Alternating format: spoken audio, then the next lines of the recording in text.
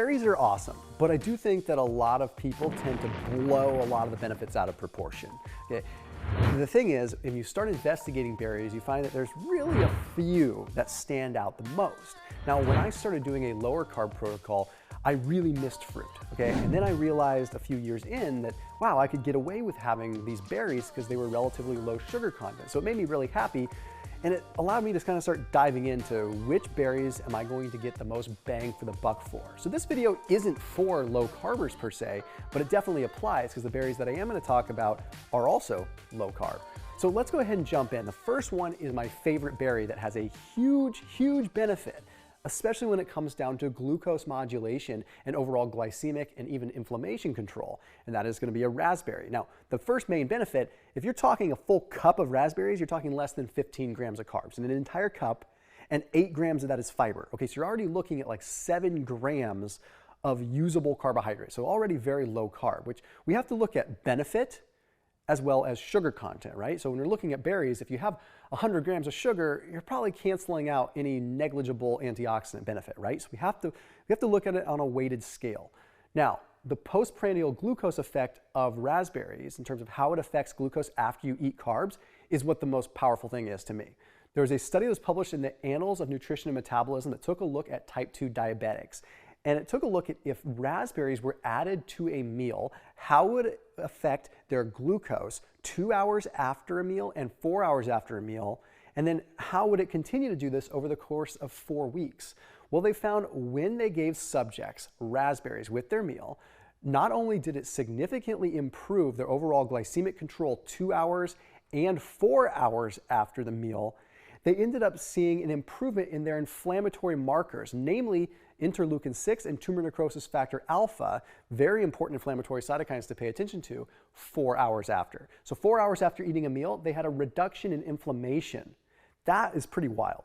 So not only did they have improvements in their glucose modulation, but 4 hours after the meal, they had improvements in what's called interleukin-6 and tumor necrosis factor alpha, which are inflammatory cytokines that we absolutely need to be paying attention to. So they had a reduction in inflammation 4 hours after eating when the raspberries were in the equation. Okay, now additionally, these people 4 weeks later continued to see improvements. So it wasn't like a one-hit wonder kind of thing with these raspberries. It was triggering this positive effect that continued to get better and better when it came down to overall glycemic control and potential inflammatory control. Now, there's a study that was also published in the journal Nutrition and Biochemistry. This one was done on rats, but it's still really interesting. It was a 12-week study where they gave rats freeze-dried raspberries in this case, and they were trying to see what kind of effect it would have overall just on glycemic control and inflammation. Well, they found that after 12 weeks, it was able to restore their baseline glucose levels. Okay, so it helped out these rats that were having glucose issues. It fixed their glucose intolerance, so any kind of resistance they were having, and it fixed their insulin resistance. And they realized that it was doing this through the suppression of what is called the NLRP3 inflammasome, which is a master regulator of inflammation that may have been driving some of the insulin resistance to begin with.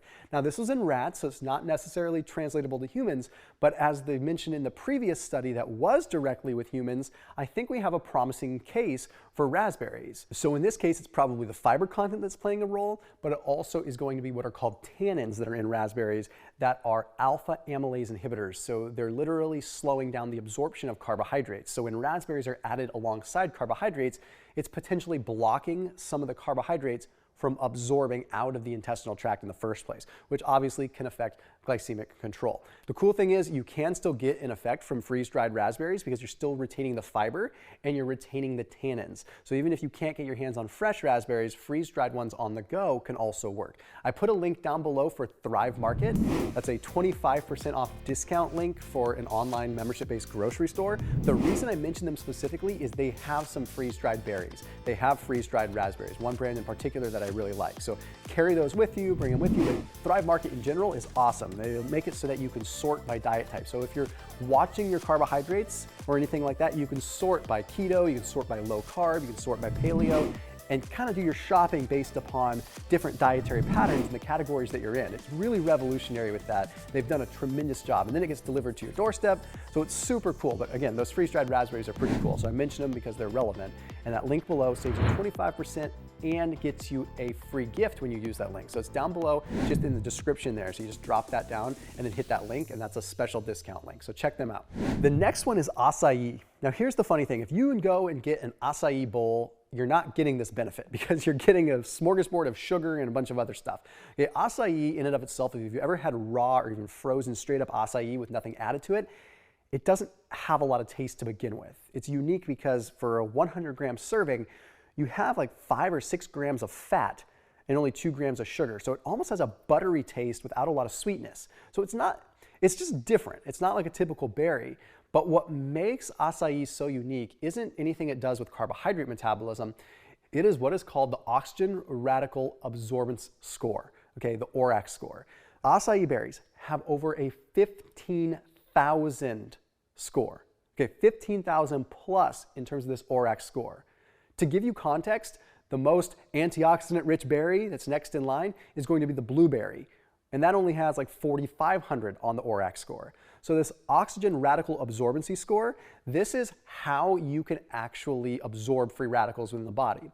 Normally though, I get concerned you're not even going to absorb antioxidants out of fruit to begin with. Okay, a lot of times it's hard digestively to get through, but I don't know, with acai it's pretty interesting. Check out this study.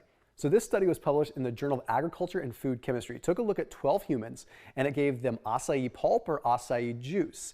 And it found that when they consumed the acai pulp, not the juice, they had a significant increase in their blood levels of antioxidants, namely from what's called anthocyanin, which what gives kind of the acais that dark pigment.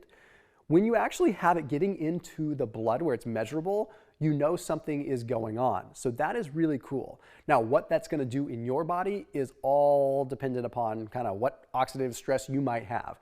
I still think that generally speaking, upregulating your own antioxidant capacity through exercise and things like that is better. But still, acais are pretty unique with that. And here's another couple of studies. These ones are done in rodent models, but they're still very promising, especially when it comes down to the brain. So these two studies were published in the journal Nutritional Neuroscience. Okay, they're very interesting. What they found is that when acai was consumed in rodents, there was a decrease in inflammation in the hippocampus region and the prefrontal cortex region, which could imply that the brain is going to work a little bit faster. So that's very interesting. Now, the other study that was published in the same journal showed that there was an increase in cognitive function in aging rats that had acai.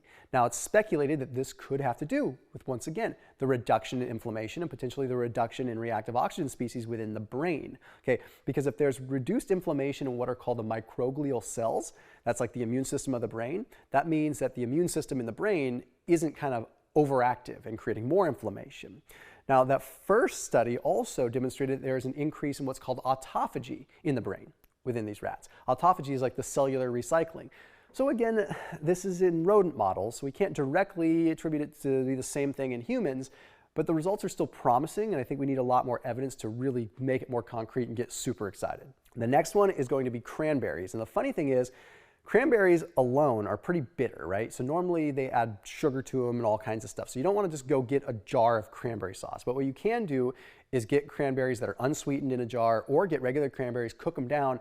And what I like to do is put allulose or put stevia or put some kind of sweetener on it, maybe even a little bit of honey, something that's not regular, like pure sucrose. That way you get a little bit of that sweetness because they can be pretty tart. What makes cranberries unique, aside from having a pretty low sugar content, is the broad spectrum of different antioxidants that they have. So in this case, they have quercetin, they have myricetin, they have pionidin, ursolic acid, and the one that we'll focus on the most, which is going to be the A-type proanthocyanin, which we'll get to in just a second. So basically, when you have a broad scale of different antioxidants, it just gives you more flexibility on how it could help. But the most researched piece, okay, so researched that it's easier just to reference a meta-analysis, is the A-type proanthocyanins and how it affects a urinary tract infection. And if we see promising evidence there with a UTI, perhaps there's other effects in other areas of the body too. The Archives of Internal Medicine published a meta-analysis, took a look at 10 different studies that demonstrated that flat out, by adding in cranberry 1 time per day when you had a UTI, it seemed to have a positive outcome, especially on recurring UTIs. And the way that it works is these cranberries inhibit the adhesion, of the E. coli, a specific kind of bacteria that can trigger a UTI. It stops the adhesion of the bacteria from binding to what is called the uroepithelium. The uroepithelium is basically the membrane, the outer layer of that urinary tract. So if it's not binding to that, then it's not progressing. So it's a common myth to say that cranberries are antibacterial. That's not what they do. They stop the adhesion so that the E. coli doesn't actually bind to the membrane. So that's what does it. That's why it is so positively correlated with recurring urinary tract infections, because it's stopping that binding in the first place. The next one is one of the ones that is super, super intriguing, kind of new research that's coming out, and that is a mulberry. Now, the thing about a mulberry is you all have to gather around a mulberry bush while the monkey chases the weasel. But after you do that, you don't really want to consume a whole lot of them, okay? Because the thing with mulberries, they're very, very sweet. They have a lot of sugar, and they're predominantly simple sugar. So then why the heck are they on this list? Because there is promising evidence in test tube studies that it could be affecting a fatty liver. So here's the kind of order of sequencing, just so you know, in terms of research. In vitro, test tube studies, promising results. Move to rats, get promising results, great. Move to humans. Okay, so that's kind of this evolution. But this is relatively new stuff that's pretty cool when it comes to a fatty liver. The Journal of Science in Food and Agriculture took a look at a mulberry water extract. So basically water and mulberry juice, essentially. And they found that it had a pretty powerful effect at slowing down the progression of a fatty liver and even inhibiting it. And it did this by two ways, okay? It slowed down the synthesis of new fat that was forming in the liver, but it also increased the oxidation of existing fat. So the reason behind this potentially is it did seem to drive up what's called AMPK in the liver. AMPK is like an energy sensor. So basically when AMP goes up, it was telling the body that there was a higher demand for ATP, which means that it has no choice but to start tapping into its fuel sources. In this case, it's tapping into the fuel source within the liver itself and burning the fat. Very, very fascinating stuff and promising. So it might be something to have a small amount of here and there, because it's certainly not going to hurt you, especially when you factor in the glucose modulation effect it has too. There's something in mulberries called 1-DNJ. And 1-DNJ is an alpha glucosidase inhibitor, which is going to slow the absorption of carbohydrates as well. If you think of going through an airport, okay, you have multiple checkpoints, right? You check your bag, okay, you get your boarding pass, then you go through TSA, then who knows, right? They're always throwing something else. Then you're getting on the plane, right? So you have all these different stages before you're finally filtered to the plane. Well, it's very similar like that when you're consuming carbohydrates, because you're breaking down these carbohydrates into eventually a monosaccharide, and they go through different staging areas to break them down further. Well, if you inhibit the alpha glucosidase, you're inhibiting like one of those checkpoints. So you're basically removing one of those checkpoints. So now the carbohydrates can't get through that checkpoint because it doesn't exist or it's closed, and you're not absorbing those carbohydrates. So a very powerful thing. So even though there's a higher sugar content in mulberries, that 1-DNJ may make it so you don't absorb as much sugar. And the effect on a fatty liver and driving AMPK up could be enough evidence to really get me excited about mulberries in the coming years. So as always, keep it locked in here on my channel, and I'll see you tomorrow.